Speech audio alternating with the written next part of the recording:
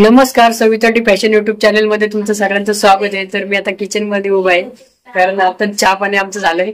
तर आपल्याकडे एक ताई आल्यात मम्मीला भेटण्यासाठी, म्हणजे आम्हाला भेटण्यासाठी, आपल्या फॅमिलीला भेटण्यासाठी। त्यांचा स्वभाव पण खूप छान आहे। तर त्यांच्या आता गप्पा चालू आहेत। हॉलमध्ये ते बसलेत, निखिल बेडरूम मध्ये बसलाय आणि माझी बहीण पण आहे समोर।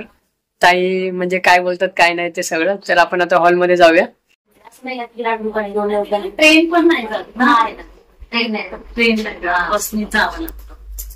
तर ताई वाशीवरनं आल्यात भेटायसाठी आपल्या फॅमिलीला। तर मम्मी ऍड्रेस पाठवलेला होता, त्यांनी मला सांगितलं तुम्हाला ऍड्रेस पाठवून ठेवा। त्यांनी कॉल नाही केला, ते अचानक आले आणि डायरेक्ट आल्यावर मला म्हणजे एकदम धक्का बसला। तर मम्मीला पण आनंद झालाय भेटून आणि त्यांना पण अचानक येण्यात खूप मजा आहे। मला वाटलं होतं ना की नाही का पहिलं सांगण्यात मजा नाही, अचानक यावं। माझं येता येतं तर अक्षरशः असं वाटलं मी रिटर्न घरी जाते। बस आली माझी, नंतर ती बस बंद पडली। मग एसी बस मध्ये आले तर तिथं पण इथं आल्यावरती पण इथं येण्यासाठी भरपूर देवणी परीक्षा घेतली। भरपूर घरापाशी इथं आलं, त्या ऍड्रेस चुकीचं सांगितलं त्या माणसाने, तर मी परत पोलीस स्टेशन पाशी गेले। अरे बापरे। मग त्या माणसाने मला आहे ना माझे कॉल करायचा ना, नाही म्हटलं नको कॉल करायला, उचलतात नाही उचलतात सगळ्याची उचलते कॉल। फक्त जर मी बाथरूम मध्ये असल किंवा बाहेर असेल आणि फोन करत असेल येऊन जर गेला ना, तर जर रिचार्ज नसला तर रिटर्न जात नाही, तर बिल वाजवेपर्यंत घरात बघत होते। अरे मशीन दिसते म्हणजे हा हेच घर आहे। इथं खाली पाठीवर सविता कुरकरे वाचलेलं लिहिलेलं, पण वरती येईपर्यंत आता इथं कसं आहे, हे मशीन दिसतं तेच घर आहे असं नाही। आम्ही ना रूम नंबर लिहिला नाही। बरं झालं सगळे भेटले। मला पण लई इच्छा आहे तुमच्याकडं म्हणजे शिकायची। तुमच्या व्हिडिओ सगळे बघून आहे ना मी कटिंग सुद्धा करते। फक्त मला बरोबर आहे की नाही कसं मला कसं कळणार तुम्ही बघितल्याशिवाय, असं पण होतं।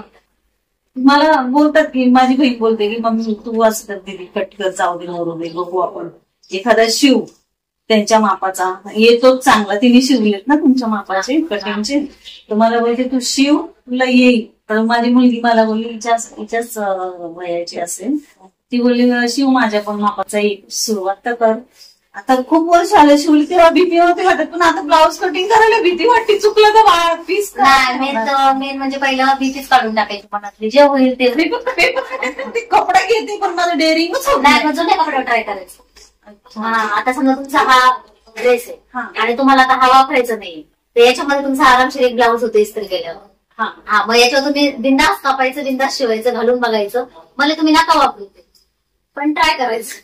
तुम्ही युट्यूब फॅमिलीला काय थोडक्यात सांगू शकता का, काय संदेश? कधीपासून तुम्ही मी जस्ट आता एक 15-20 दिवस झाले, मला 15-20 दिवसामध्ये मी त्यांचे सगळे एकूण एक व्हिडिओ फार म्हणजे उठले ना तर सविता तोत्रे पहिलं टाकते, त्याच्या व्हिडिओ मार्फत काहीतरी शिकायला भेटतं आणि ना आवड निर्माण कसं होतं की जे मी विसरलेली आहे ना ते मला सगळं इथं कळतं की बाबा माझं कुठं चुकतंय कुठं नाही। मग एका व्हिडिओमध्ये असं म्हणजे क्लू भेटतात की बाबा नाही आता मला इथं एवढं माप टाकलं पाहिजे, तेवढं ते तुम्ही 32चं माप सांगितलं होतं, तिथं 2.5च यायला पाहिजे, मग ते मोठं काय यायला पाहिजे, मग माझं मोठं आलंय, मग मी कटिंग करून बघते अरे आलंय का नाही, मग दुसरा व्हिडिओ कोणता आहे, मग दुसरा सर्च करते। मग असं करून करून ते कसं मी कटिंग पेपरवर तर नाही केलं अजून, पण माझी इच्छा आहे की मला परत यांच्याकडे शिकायचंय, म्हणजे माझी ती भीती आहे ना ती निघून जाईल। भले मी माझ्यासाठी शिवल किंवा माझ्या मुलीसाठी, बाकीचे जर कोणी दिलेत तर, पण फक्त माझ्यासाठी तरी मला सॅटिस्फाय आहे की मी यांच्याकडे शिवता आलं पाहिजे। माझी खूप इच्छा आहे, म्हणजे लग्न झालं तेव्हा शिवले, त्याच्यावर माझा गॅप पडला, मुलं मोठी झाली, पण आता काहीतरी करायचंय, शिकायचंय। आणि इच्छा म्हणजे नितीन सारखा मुलगा एवढा नशीबवान येतो, आणि तुम्ही पण की एवढं सुंदर मुलगा आहे आणि एवढं चांगलं त्याचं म्हणजे नेचर आहे, तुमचं त्या मुलाचं पण चांगलं आहे। तुमचं जास्त व्हिडिओ मध्ये दिसत नाही ना, नाही त्याला जास्त आवडत, याचं ऑल ओव्हर सगळं माझ्या मुलासारखं, म्हणजे माझी बहीण पण बोलते अरे तुम्ही सेम आपल्या मयूर सारखं आहे। माझा मुलगा पण याच्या वयाचाच आहे। तुम्ही स्टार्टिंगला कधी केलं सुरुवात व्हिडिओ बघायला? 15 दिवसच झाले असतील, पण तरी त्यांना एवढं समजलं।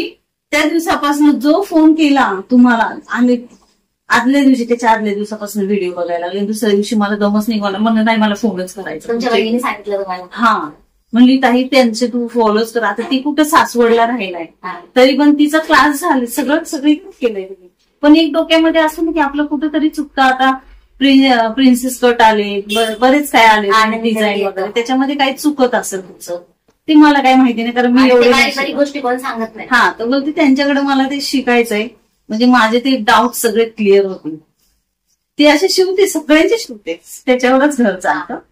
ती मला सांगत होती की तुला परफेक्ट शिकायचंय ना, तर सगळ्या ब्लाऊजचे कटिंग तू त्यांचे एकूण एक नीट लक्ष लावून बघ, आणि खूप छान शिकवतात, अगदी साध्या सोप्या भाषेत. मी दुसऱ्या व्हिडिओ बघते पण ते मला बघवतच, म्हणजे असं ना नाही, मला इरिटेट होतं, समजतच नाही काय बघणार ना. नाही, आपल्याला कसं माहिती का, मी जास्त शिकलेली नाहीये, मी एक सामान्य तुमच्यासारखीच आहे.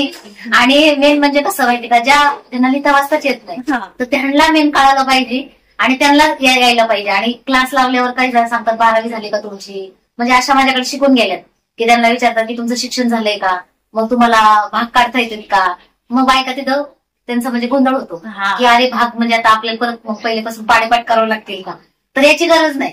माझ्याकडे असं पण शिकल्यात की त्यांना काहीच येत नव्हतं, काहीच. हा, तर नितीन तर समोरच आहे, नितीनला माहितीये की सोबत वाटाणे घेऊन यायच्या, चणे घेऊन यायच्या, बेरीज पण येत नव्हती त्यांना. बेरीज ना 16 वाटाणे, मग त्याच्या निम्म करा चला. अच्छा, निम्म्याच्या निम्म करा, म्हणजे त्यांना काहीच लिहिता वाचता येत नाही. पण लिहिता माझं काय म्हणणं आहे, जुन्या बायका चोळी शिवायच्या तर त्या अंदाजे फाडून लिहितावर, तेव्हा कोणतं मेजरमेंट होतं, मग त्यांना येत होतं, मग आपल्याला का नाही येणार. हा, मग हे जर डोक्यात ठेवलं तर 100% ब्लाऊज येणार. की कारण त्या टायमाला पुढं काय होतं, त्यांना दिल्ली वाजताच येत नव्हतं, पण तरी पण त्या टेलर होत्या ना, तरी पण सगळं टेलर आहे, जेंट्स टेलर. माझ्या वडिलांनी मला जेव्हा क्लास लावला त्याच्यामध्ये ब्लाऊज वगैरे शिकले, तर तेव्हा ते वेगळं होतं ना. लग्न झाल्यावर, मुलं झाल्यावर, संसारात अडकले, पुण्यावर इकडे आले तर थोडस म्हणजे जाऊ कुठे ब्लाऊज शिवायचे, जाऊ माझं एक म्हणजे होतं डोक्यामध्ये की चला मी म्हणजे चॅनल खोलायचा उद्देश असा की मी आधी रेसिपीचं चॅनल चालू केलं होतं.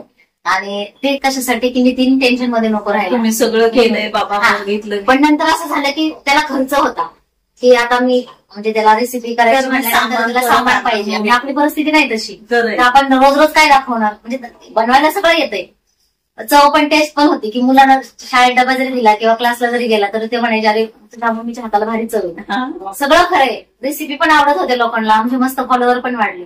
पण नंतर खर्च, मग तेव्हा असं कुठेतरी मनात आलं. आणि खरंच मला एक दादा टेलर ज्यांच्याकडे मी मशीन्स रिपेअरसाठी करत असते, तर ते मला बोलले की ताई तुम्ही असं का नाही करत, तुमच्याकडे कला आहे, तुम्ही तुमचं का नाही दाखवत. म्हणजे त्यांचे पण धन्यवाद की आज त्यांच्यामुळे तुम्हाला शिकायला मिळालं.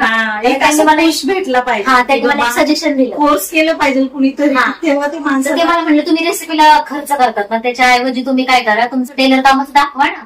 तर मी म्हणलं हे कसं रेसिपी, तर ते म्हणले त्याला पण तेवढी मेहनत करतात, त्यापेक्षा कोणाला काहीतरी शिकायला मिळेल ना, ते तर सगळेच करतात रेसिपीचं. मग तेव्हा विचार आला की ठीक आहे, आणि नितीनला कुठेतरी मन लागेल की बाबा चला व्हिडिओ काढ रे, त्याचं थोडं मन डायव्हर्ट होईल ना, त्याच्यासाठी तो चॅनल खोलला. ते पहिले व्हिडिओ आम्ही डिलीट करून टाकले सगळे, आणि त्याच्यामध्येच आम्ही रेसिपीचं बंद करून हे टेलरिंगचं सुरू केलं. आणि माझा पहिलाच व्हिडिओ व्हायरल झाला. तेव्हा काठापदराच्या साड्या स्टार्टिंगलाच निघाल्या, त्या काठापदराच्या साडीचा तो व्हिडिओ माझा व्हायरल झाला.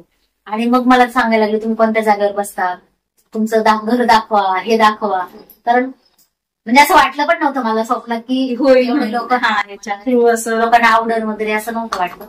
पण ती देवाची व्ह्यूअर्स बघते ना मी, आणि माझी बोलण्याची भाषा असं नाही की मी आता एवढ्या वर्ष झाले मुंबईला राहते, मी गावात माझी जी आहे म्हणजे बदलली नाही लँग्वेज. तसंच बरं कुठे ते बसायचं नाकात बोलत आपल्याला पण नाही आवडत, आणि ते आहे बरोबर आहे. आता संस्कृती सोडायची. आता क्लासला आल्या बरेच जणी म्हणतात मुंडा, मी काखोली म्हणते. हा, आणि बोलतात. हा, तर घाटावरती काखोली म्हणतात आणि इकडे मुंडा म्हणतात, तर मी दोन्ही भाषा वापरते. समजा समोरच्याला सांगताना मुंडा पण सांगते, काखोली पण सांगते, म्हणजे आपली भाषा आहे ते आहे.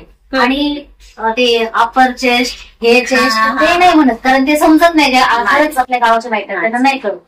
माझं सरळ छाती, कमर, दंडगेर, मराठी जी आहे ती कशा आपली मातृभाषा आहे ती आपण त्याकडे सोडायची. आणि ज्यांना समजत नाही तर त्यांना सांगता येतं आपल्याला की याला हे म्हणतात, याला हे म्हणतात. मला आहे ना तुम्हाला भेटायची खूप इच्छा होती, म्हणजे इतकी इच्छा होती ना, जेवढी म्हणजे सख्या बहिणीला भेटतो ना एवढी असं वाटत होतं की मी कधी सविता तोत्रेला, नितीनला.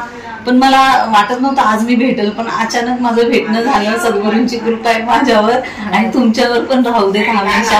आणि सविता तोत्रे असंच व्हिडिओ करून येणं खूप मोठं व्हावं अशी माझी इच्छा आहे. नाही, होईल नक्की. तुमच्या सगळ्याचे आशीर्वाद आणि प्रेम येतं होणारच आहे.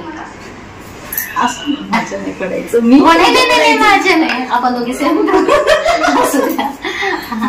आणि असं सगळ्या फॅमिलीचं प्रेम आहे, आशीर्वाद आहेत म्हणूनच इथपर्यंत आले आणि अजून पण पुढे जायचंय. सगळ्यांनी असंच सपोर्ट करा, कारण त्या अचानक आल्या, सांगून आल्या असत्या तर, आणि नाही तर मग राहावंच तिला सकाळी सकाळी. माझे मिस्टर आहे आणि घरी मुलीला बोलून घेतली मला इकडे घ्यायचंय म्हणून, कारण तेवढे लांबून आलेत वाशीवरून. आणि मी तुमचं नाव पण नाही विचारलं. माझं नाव भारती कानूरकर आहे, मी पुण्याची आहे, पण लग्न झाल्यावर मुंबईत राहायला आलेली. कानूरकर म्हणजे आम्ही भेटलोच ना तर आम्हाला असं वाटलंच नाही, कारण त्या दारात आल्या आणि मी त्यांच्याकडे बघितलं म्हटलं हा, म्हणजे फोटो पण नव्हता बघितलेला. मला लय बडबड लागते. मॅडमला भेटून खूप छान वाटलं. तुम्ही सगळ्यांनी लाईक सबस्क्राईब करा आणि व्हिडिओ शेअर करा. सविता तोत्रेकडनं खूप काही शिकण्यासारखं आहे. ज्या गरीब महिला आहेत त्यांच्यासाठी ना खूप चांगला संदेश आहे ह्या सविता तोत्रेकडनं शिकण्यासारखं. ज्यांना काहीही येत नाही त्यांनी नुसतं व्हिडिओ ऐकून जरी केलं ना तरी 100% येणार. हे मी सांगते, त्या तर सांगतातच. आणि माझी तीच इच्छा आहे की प्रत्येक स्त्रीला स्वतःच्या पायावर उभं राहता आलं पाहिजे, स्वतःचं स्वतः का होईना करता आलं पाहिजे. कोणाकडे 2 रुपयासाठी हात पसरायची गरज नाही पडली पाहिजे. हीच अपेक्षा आहे आणि हेच म्हणजे देवाकडे पण मी हेच मागते, कारण कोणी असं मागं नाही राहिलं पाहिजे असं. आणि एका स्त्रीने दुसऱ्या स्त्रीला सपोर्ट केला पाहिजे, एवढंच. तर चला बाय.